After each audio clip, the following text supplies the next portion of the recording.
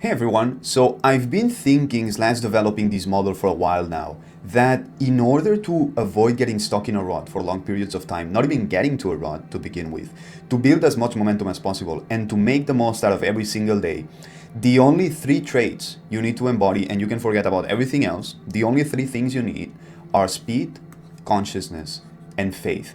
And what's interesting about this model is that it works the opposite way than most people would think, because everyone focuses on speed, getting things done, moving to the next task.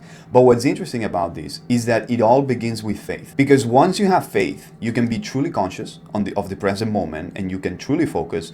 And once you can do that, that's when you can go really, really fast. So let's begin the opposite way, and then I'll break down each one of those and the whole model will make sense, right? So let's begin with number one as to why faith is important with ruts and being productive. Now, what I mean by faith is just this blind belief that whatever it is that you're doing, whatever it is that you're after is going to work out.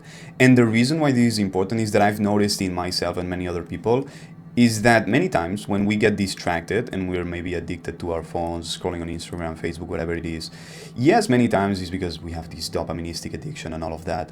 But in reality, it is also this belief that we cannot achieve that thing, right? So we're just trying to escape out of the fact that we know deep down, or we think deep down, that we cannot do that. But the reality about life is that nothing is 0% chance or 100% chance.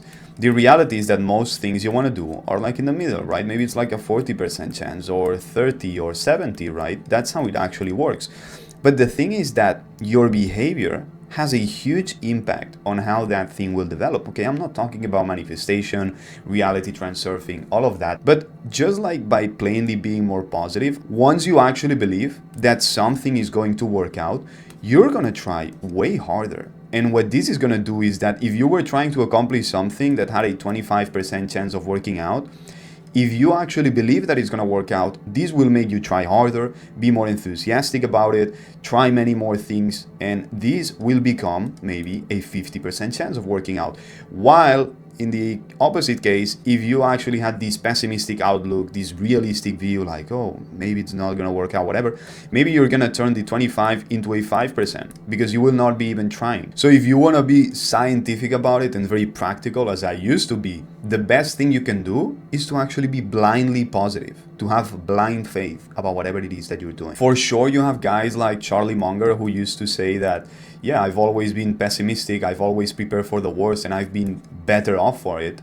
But that doesn't mean you have to live that way. I mean, you can look at the bad things, what could be the bad outcomes of whatever it is that you're doing or what could go wrong, but you can still have faith that that thing you're trying to do, you're going to accomplish it, right? When you're driving a car, for sure you have faith about the fact that you're going to reach your destination, and you can be positive and happy about it, and at the same time you can wear your seatbelt just in case something were to happen. But that doesn't mean you're just being pessimistic. And it is the same thing with any project you try to finish and complete. Now, once you have faith, this leads us to number two: consciousness. So this one is very multifaceted. You could also call it awareness, you could call it presence. It's just that I really like the name consciousness itself.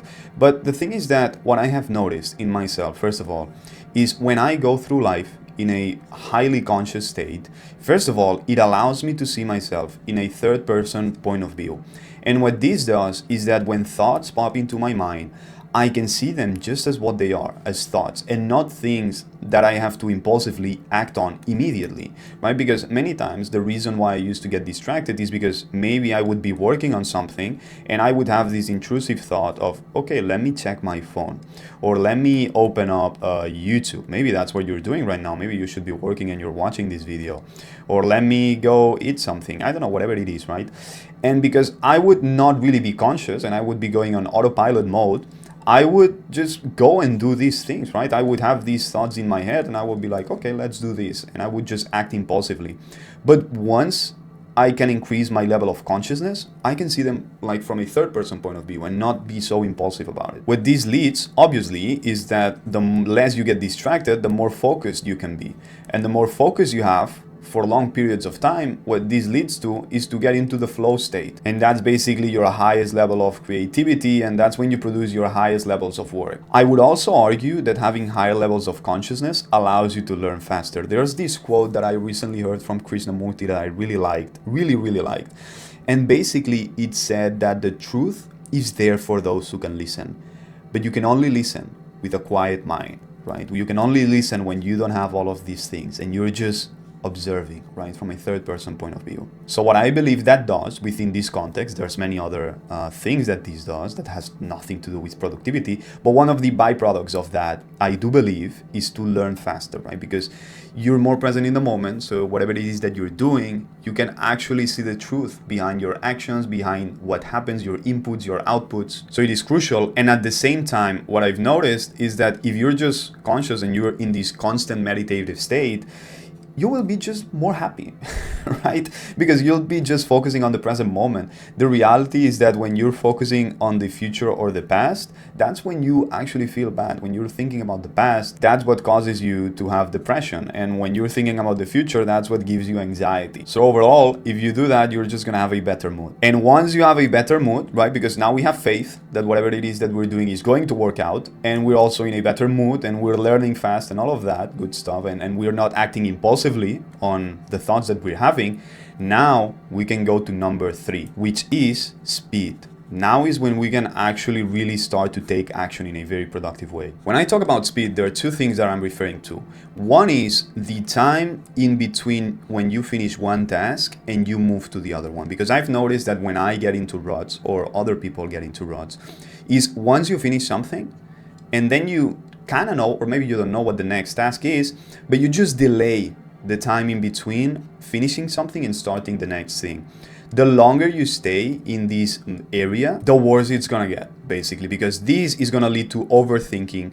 This is gonna lead to over-analyzing. And basically, it's gonna lead you to just be inactive and do nothing. Because the less you do, the less you feel like doing. This is actually the whole thing about momentum. The more things you do and the more things you accomplish, the more you actually want to keep it on.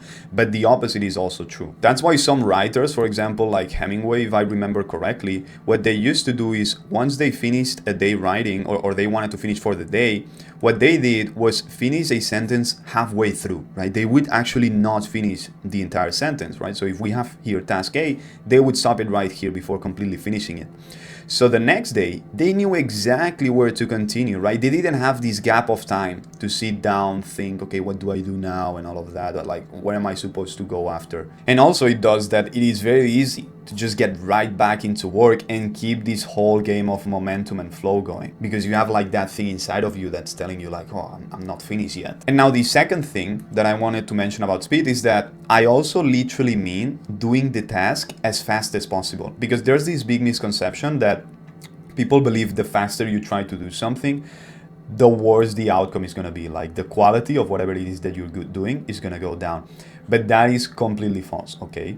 For many reasons, but one of them is actually, I'm sure you've heard of this experiment that they did. They had 2 classes, class A and class B. And it was like a pottery class or something like that. I don't remember exactly. But basically they told class A, okay, we're gonna grade you on how many pots of clay you produce in a month, right? It doesn't matter the quality. The more pots you make, the higher the score you're gonna get. And then they had class B and they told them, okay, we're gonna grade you on one single pot.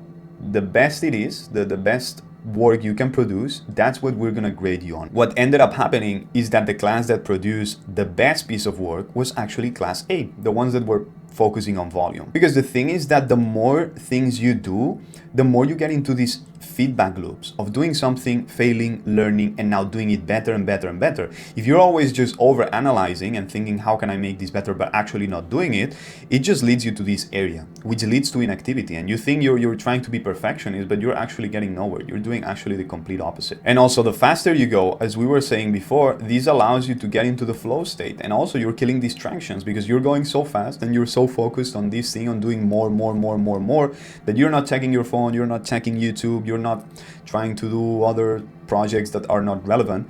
You're just only doing this one thing over and over and over again. There was one time in my life when I spent a few years writing a movie screenplay, and a Hollywood producer told me something that was very genius, and I really agreed with it. And he said, writing is rewriting. You don't write your masterpiece on the first draft. The way you write a masterpiece is you write it and then write it again and again and again and again. Because what happens with people who suffer from perfectionism is that we have this idea on our head of how magnificent that thing we want to do could be. But the reality is that when you sit down to work and you try to do it, you cannot just go and create this perfect thing out of thin air.